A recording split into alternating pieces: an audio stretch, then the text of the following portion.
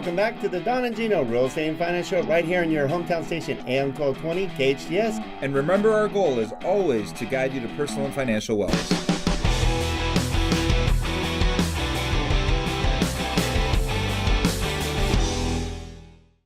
Well, happy 2018. You are now with the Don and Gino Real Estate and Finance Show. For almost 7 years, we've been sharing with you what you need to know, want to know, should know about real estate and finance, and helping guide you to personal and financial wellness. Well, today's no different. And, I know I said this earlier, Don, but I feel like 2018 is already slipping away. It's just moving so fast. I mean, we're slowly creeping into the third week, almost done. Well, this third week is done, and here we are, rocking and rolling. So today we want to share with you, you just got Don and Gino here today, same people that started the show 7 years ago.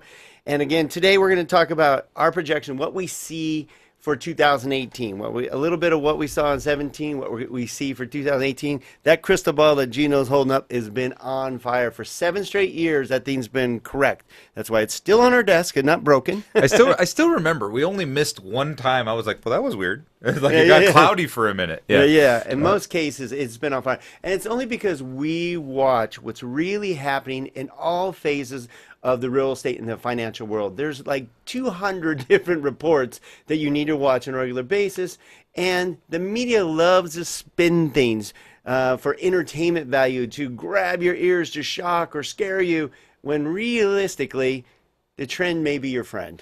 Yeah, so the thing is, one of the things that I think has become different is that in order to know what's going to happen with real estate here, you need to know what's happening globally. I don't think that was true 20 years ago, 30 years ago. Even 10 years ago, hardly. You didn't have to deal with buyers shopping for homes on the internet. I mean, the panorama has definitely changed, but the information is out there, and you just have to spend hours and hours reading it to get to the bottom of it. And you may have to read 7 different articles to really figure out what the truth is behind those articles. Yeah, I mean, we've been doing this for quite a while. We always stayed on top of our game. Between us, we have, close to 50 years experience in the real estate and mortgage industry. On top of that, we do the National Real Estate Cafe. Every day, Monday through Friday, we do a blog basically on what's happening this week and today, meaning we tried to do this on our show, but we couldn't get in depth, and things changed too rapidly, so now we have a daily video blog you can find on donandgino.com called the National Real Estate Cafe, and it is national now, and we go into detail on what's happening with all these reports to keep you in the know. So a little example of what we talked about this week on the National Real Estate Cafe is we talked about first-time home buyers, and we told you that 57% of first-time home buyers are married couples. So, a little bit of peer pressure from the marriage, and then you're looking to form a family, so you end up buying your first home. And that's a great thing because that's the driver so that people can move up to bigger homes. So we always have to have first-time home buyers. All right, here's a perfect other reason that's great to listen to our show on a weekly basis. Every Saturday, 9 a.m. to 10 a.m., we get to share with you some great information. We oftentimes have great professionals. It's not just 2 talking heads. We bring on financial planners, estate planners, college planners, local professionals. Even the mayor comes on a regular basis. We make sure we keep you in the know so that you, and to pick apart some of these reports. We just had one recently. I guarantee you're going to hear how the real estate market's slowing down because housing starts has decreased, and you're going to see existing sales probably decrease. 2 reasons. Existing sales, we're going to talk about more later in the show about lack of inventory. And housing starts, the rest of the country is the frozen tundra right now. Nobody's building anything right now.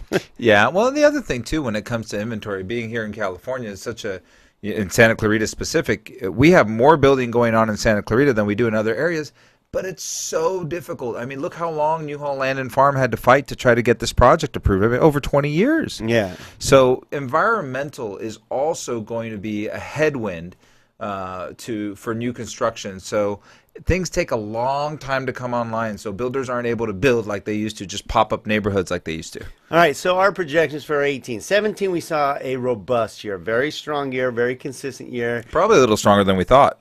Well, actually, a lot stronger than what the projections are. The projections were between 4.5% and 5% appreciation levels nationally.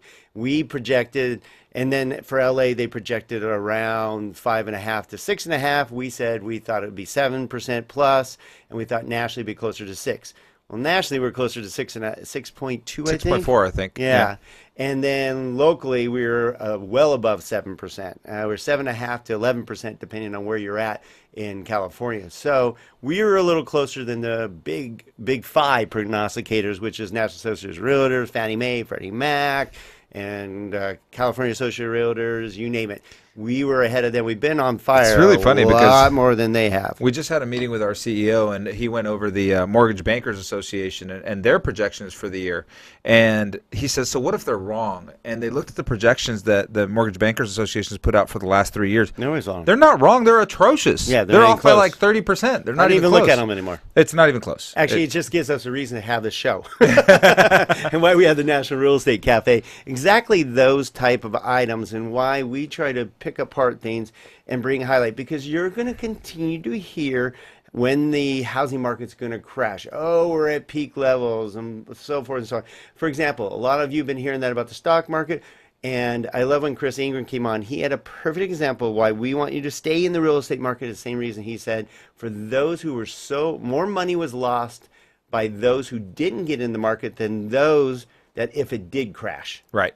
Can you imagine, like, all these people afraid to make a move just waited and said, oh, but it's going to crash now, but it's going to crash now. Well, it's been 7 years. It's not crashing anytime soon. And how much is your portfolio up? 37%? Absolutely. And then what about my real estate? Probably better than that even. Right. Yeah. Exactly. All those who were like waiting for the crash in the market lost, between 10 and let's just say 5 to 10% on an annual basis. More than that. Oh, I was going to say on an annual annual basis. basis, Yeah, right. 30% over the last few years. Okay, and that's 30% on the value of your home, not a stock portfolio. Let's say you had 100 grand in stocks and it goes up 20%, it's 20 grand. But you go up 20% on a $500,000 home, that's 100 grand. Boom. That's the magic of leverage. You know how much I love that, Don. Yes. So the reality is that real estate continues to be one of the best investments that anybody could have in their portfolio.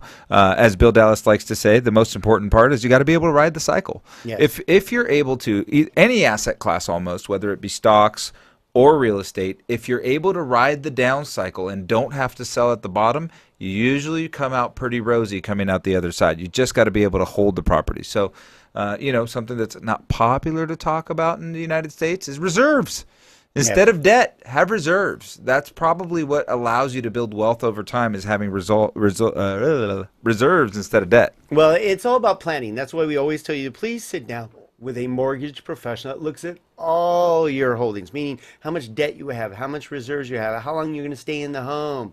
Are you going to grow your family? All these things have to be taken into account when you're deciding on purchasing a home, and then getting the true numbers. We use Mortgage Coach. Thank you, Dave Savage and crew.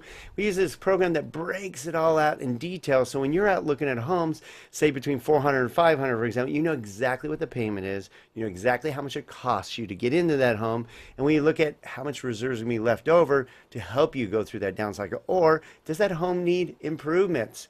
If you tap yourself out, you're going to say, I don't need to do any improvements. BS. I'm sorry. If you have stuff that's falling apart, you're going to fix it and you're going to go into debt. And we watch out for that for you. Just like I'll give you an example, Don. I won't touch our upstairs carpet because it won't just be upstairs carpet. I promise you it turns into this ginormous project that costs us more money than we want to spend. So I won't touch it. Yeah. So you got to have the discipline not to touch it. I hate it. I think it's time to change it, but I won't start that project because it's going to snowball. We waited 14 years to redo our stairwell that drove us nuts. And we're like, yeah, we'll just redo that. We got the quote. I thought it was going to be like, I don't know, 8-9 grand. I think it cost us 50. Yeah, it's crazy. Because then you're doing the carpet, then you're doing a different railing, then you're doing this, then you're doing that, and then you're doing the wood up. Well, you got to paint. And then we had then you got to paint. It's ridiculous. It just snowballed. Oh, then we had to do the baseboards. It just snowballed. So be careful. And this is called learning from someone else's mistakes. See, I won't touch the carpet. All right. So the rest of the show, we're going to go into, again, a little bit more on what we project and why when we come back. And then we're going to go into how does self-employed people get into a home? Holy cow. A lot of you are concerned going, I have my own business and they're saying I can't buy a home. Or even worse, what if I have 50% equity in my house and I'm not allowed to touch it? Oh, I hate it when that happens. We're also going to go into those who have had catastrophes happen, whether it's a flood, whether it's a fire, whether it's a mudslide. What happens to those of you? And then we're going to also talk about first-time home buyers, and also one of the best opportunities we see for a certain class coming up here between now and spring. When we come back to the Don and Gino Real Estate and Finance Show, don't go away. Great stuff coming ahead.